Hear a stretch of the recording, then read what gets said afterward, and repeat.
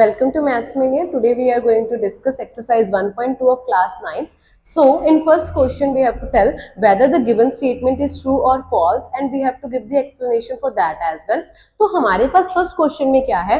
That every irrational number is a real number. So its answer will be true. इसका answer हमारे पास true क्यों होगा? क्योंकि हमें पता है real number is combination of every number.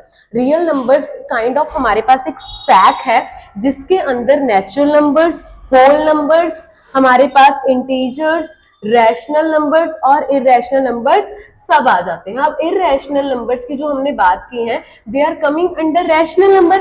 तो अगर हम कोई भी इरेशनल नंबर कंसीडर करेंगे it will be definitely a real number. So every irrational number is a real number.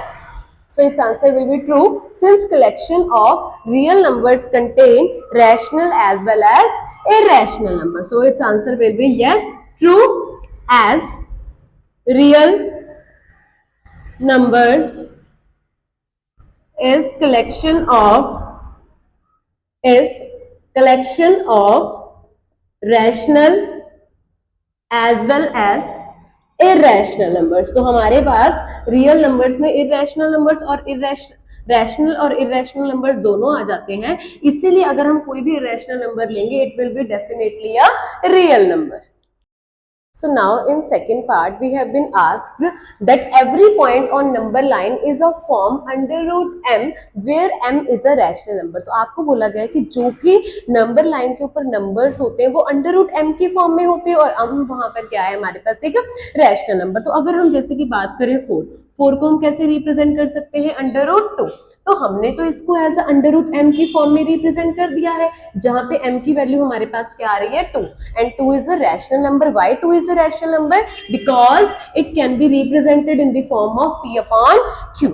But अगर हमारे पास नंबर लाइन देखी जाए इसमें हमारे पास 0 है, इस तरफ हमारे पास कौन से नंबर्स है? सारे पॉजिटिव नंबर्स है. 1 को अगर रिप्रेजेंट करना है तो हम अंडर रूट 1 लिखेंगे. 2 को अगर रिप्रेजेंट करना है तो अंडर रूट 4 लिखेंगे. 3 को अगर रिप्रेजेंट करना है तो अंडर रूट 9 लिखेंगे. इसी तरीके से अगर किसी भी नंबर को रिप्रेजेंट करना है तो उसके स्क्वायर को रूट की फॉर्म में लिखेंगे. But what about negative numbers? Negative numbers को तो हम इस फॉर्म में रिप्रेजेंट कर ही नहीं सकते. इसीलिए हम क्या बोलेंगे? इस आंसर इज फॉल्स. अब इसका आंसर फॉल्स क्यों है? हमने ऑलरेडी डिस्कस किया है. पॉजिटिव नंबर्स को तो हम रिप्रेजेंट कर सकते हैं but negative numbers can't be expressed in the form of under root m. क्योंकि कभी भी किसी नंबर का स्क्वायर रूट जो होता है इज नेवर नेगेटिव. क्योंकि जब भी हम किसी नंबर का स्क्वायर रूट की बात करें जैसे अंडर रूट 25 है, इसका स्क्वायर रूट हमारे पास क्या आता है 5. We get it as 5. अब किसी भी नंबर का अगर स्क्वायर रूट नेगेटिव ही नहीं होता है तो नेगेटिव नंबर्स को तो हम नंबर लाइन पे रिप्रेजेंट कर ही नहीं सकते. तो जो इन्होंने फैक्ट दिया है कि हर एक हमारे पास नंबर लाइन पर अंडर रूट m की फॉर्म में रिप्रेजेंट किया जा सकता है, it is false. So we will say that false as negative numbers can't be expressed in form of under root m. अब अंडर रूट m की form में क्यों नहीं रिप्रेजेंट कर सकते? As square root of every number is non negative. जब भी आप किसी नंबर का स्क्वायर रूट लेते हो it always comes as non negative. वो नेगेटिव नहीं होता है. So it is false. आगे जाके आप रूट्स पॉजिटिव नेगेटिव भी पढ़ोगे बट नंबर लाइन के केस में हम इसके लिए हमारे पास से फॉल्स आ जाएगा. बिकॉज क्योंकि अगर हम किसी भी नंबर का स्क्वायर रूट लेते हैं इट इज ऑलवेज पॉजिटिव. तो हम नेगेटिव नंबर्स को तो इस फॉर्म में रिप्रेजेंट कर ही नहीं सकते. बट इन्होंने बोला कि हर एक पॉइंट इस फॉर्म में रिप्रेजेंट हो सकता है. So it is false. So in its third part we are having कि every real number is a irrational number. First part में हमने देखा कि हर एक इरेशनल नंबर रियल नंबर होगा. पर अगर इसके कन्वर्स आ जाए, इसके उल्टा आ जाए that every real number is a irrational number, ये हमारे पास फॉल्स हो जाएगा. Now why it is false? It is false because क्योंकि देखो अगर आप बात करते हो रियल नंबर्स जो थे वो सारा कॉम्बिनेशन था जिसके अंदर रैशनल और इरेशनल आते थे. और नेचुरल और होल नंबर्स आते थे। अब रियल नंबर्स के अंडर ये आ रहे हैं, मतलब real number is a vast quantity, big quantity and irrational is a small quantity. तो बड़े के अंदर छोटा कंटेंट हो सकता है बट छोटे के अंदर बड़ा कंटेंट नहीं हो सकता है। तो इसका आंसर क्या आ जाएगा? फॉल्स। जैसे कि आप इसका एग्जांपल लो, आपके पास क्या है, 2 इज अ रैशनल नंबर, आप इज अ रियल नंबर। 2 आपके पास क्या है? रियल नंबर है but it is not a irrational number. आपको ऐसे पॉइंट्स देखने हैं जो कि इस पॉइंट को हम क्या कर सके, कॉन्ट्राडिक्ट कर सके। तो देखिए, जैसे कि हमारे पास है 2 जो है वो एक रियल नंबर है but it is not an irrational number, so this statement will be false.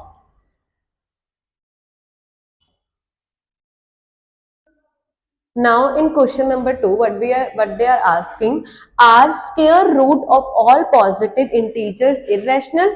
If not, give an example of square root of number that is rational number. इस क्वेश्चन में ये बोला जा रहा है कि अगर हम किसी भी इंटीजर का अंडर रूट लेते हैं, स्क्वायर रूट लेते हैं पॉजिटिव इंटीजर का, तो क्या वो हमेशा इरेशनल ही होगा? और अगर ऐसा नहीं है तो कोई ऐसा एग्जांपल लो जिसमें स्क्वायर रूट का आंसर आपके पास क्या आता है? रैशनल। अभी तक हमने क्या पढ़ा, जैसे कि अंडर रूट 2 है, अंडर रूट 3 है, ये आपके पास क्या होते हैं? इरेशनल होते हैं। क्यों? क्योंकि अगर हम इनके डेसिमल एक्सपेंशन देखते हैं, it is non terminating and non recurring. और हमने क्या पढ़ा था, जिसकी डेसिमल एक्सपेंशन नॉन टर्मिनेटिंग और नॉन रेकरिंग होते हैं, दे आर इरेशनल नंबर्स। तो अभी तक तो हमने ये देखा है कि अगर यहाँ पर हमारे पास 2 क्या है? पॉजिटिव इंटीजर है, कि जब हमने पॉजिटिव इंटीजर का स्क्वायर रूट लिया तो ये हमारे पास क्या बना? Irrational number. तो क्या ऐसा हर बार होना जरूरी है कि अगर हम पॉजिटिव इंटीजर का स्क्वायर रूट लें, whether it will be always irrational और not? So it's answer is false. ऐसा क्यों? हमेशा क्यों नहीं होगा? अब इसके एग्जांपल्स देने हैं हमें अपने आंसर को जस्टिफाई करना है। So it's answer will be, अगर हम मान लो अंडर रूट 4 लेते हैं, under root 4 is equal to 2। अब हमारे पास वैल्यू क्या है? Under root 4। Square root of positive integer it is coming as 2। अब 2 हमारे पास क्या है? रैशनल। अब ये हमारे पास क्या आ गया? रैशनल। बट इन्होंने क्या बोला था? इरेशनल होना चाहिए। बट इन्होंने ये भी बोला था कि अगर ऐसा नहीं होता है तो एग्जाम्पल दो ऐसा जिसमें square root of number is rational number. तो हमने ऐसे एग्जांपल्स दे दिए, जैसे कि अंडर रूट 4 है, इसका स्क्वायर रूट हमारे पास क्या आता है? 2, and 2 is a rational number because it can be represented in the form of p upon q। तो ये हमारे पास क्या बन गया? Rational number. इसी तरीके से हमारे पास और एग्जांपल्स भी आ सकते हैं, जैसे अंडर रूट 4 हमने ऑलरेडी डिस्कस कर लिया है। अंडर रूट 9 किसके इक्वल होता है? 3 के इक्वल होता है। अंडर रूट 25 किसके इक्वल होता है? 5 के इक्वल होता है। And what about under root 16? It is equal to 4। So we have ample of examples for this. Now in question number 3 you have to represent under root m on number line। अब इसको number line पे represent करने के लिए आपके पास सबसे पहले आपको under root 2, under root 3 represent करना आता होना चाहिए। अगर वो नहीं आता है तो वो मैंने शॉर्ट्स में वीडियो डाली है जिसका डिस्क्रिप्शन मैं लिंक बॉक्स में डाल दूंगी, वहां से आप चेक कर लीजिएगा। अब आपको अंडर रूट 5 रिप्रेजेंट करना है, उसमें मैंने बताया भी है अगर आपको अंडर रूट 5 रिप्रेजेंट करना है तो आपको इससे छोटा नंबर पहले रिप्रेजेंट करना पड़ेगा। मतलब अगर अंडर रूट 5 रिप्रेजेंट करना है तो आपको अंडर रूट 4 ऑलरेडी चाहिए, और अगर अंडर रूट 3 रिप्रेजेंट करना है तो अंडर रूट 2 चाहिए। अब now we are only concerned with under root 5, तो अंडर रूट 5 के लिए आपके पास पहले क्या आना चाहिए? Under root 4। अब आपको पता है अंडर रूट 4 किसके इक्वल है? 2 के इक्वल है। मतलब हमारे पास जो हमने बेस वाली लाइन बनानी है, मान लो आप सबसे पहले एक स्ट्रेट लाइन ले लोगे, आपने एक स्ट्रेट लाइन ली जिसपे आपने ओ ए मार्क किया है, जिसकी डायमेंशन आपके पास कितनी है? 2 यूनिट्स। कितनी है? 2 यूनिट्स। अगर आप सेंटीमीटर में लेते हो तो ये काफी छोटा हो जाता है, इसलिए हम यूनिट ले रहे हैं ताकि वो आप अगर आप नोटबुक पे प्लॉट भी करते हो तो इजीली विजिबल हो। अब अपने कन्वीनियंस के हिसाब से आप ले सकते हो। अब जैसे कि आप ले सकते हो 1 यूनिट आपने किसके इक्वल लिया? 3 सेंटीमीटर। अगर 1 यूनिट 3 सेंटीमीटर के इक्वल ले रहे हो तो 2 यूनिट किसके इक्वल आ जाएगा? 3 into 2, so 2 units will be equal to 6 centimetre. मतलब ये जो हमारे पास ओ ए हमारे पास लाइन है, इसकी हमने डायमेंशन कितने ली है? 2 यूनिट्स। अब अगर आप 2 सेंटीमीटर बनाओगे नोटबुक में, it will B quite small, it will not be visible. तो इसलिए हमने अपनी कन्वीनियंस के लिए 1 यूनिट को कितना लिया है? 3 सेंटीमीटर। तो 2 यूनिट किसके इक्वल आ जाएंगे? 6 सेंटीमीटर, मतलब आपने इसको कितना ड्रॉ किया है 6 सेंटीमीटर। अब आपने क्या करना है, ए पॉइंट के ऊपर 90 डिग्री की एंगल लाइन बनानी है, परपेंडिकुलर ड्रॉ करना है। परपेंडिकुलर क्या होता है, जो लाइन के ऊपर 90 डिग्री पे होता है, हमने इस पे परपेंडिकुलर ड्रॉ करना है। अब परपेंडिकुलर ड्रॉ करने के लिए you can use either D और you can plot it with by compass as well. तो कंपास से प्लॉट, अभी तो मेरे पास इस टाइम पे कंपास नहीं है और and I won't be able to plot it with by compass as well, so मैं आपको स्टेप्स बता देती हूँ। तो आपको क्या करना होता है, आपने छोटी क्लासेस में 90 डिग्री बनाना सीखा है। What do you do for that, आपको एक पहले सेमी सर्कल बनाना होता है, then you have to put the arcs.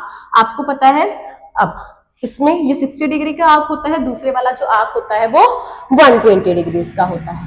अब आपको तो 90 डिग्री बनाना है, तो 90 डिग्री 60 और 120 के बीच में होता है। तो एक बार आप कंपास को इस पॉइंट पे रख के आर्क लगाओगे और एक बार आप कंपास को इस पॉइंट पे रख के आर्क लगाओगे, तो आपके पास कुछ इस तरीके से आर्क्स लग जाएंगी।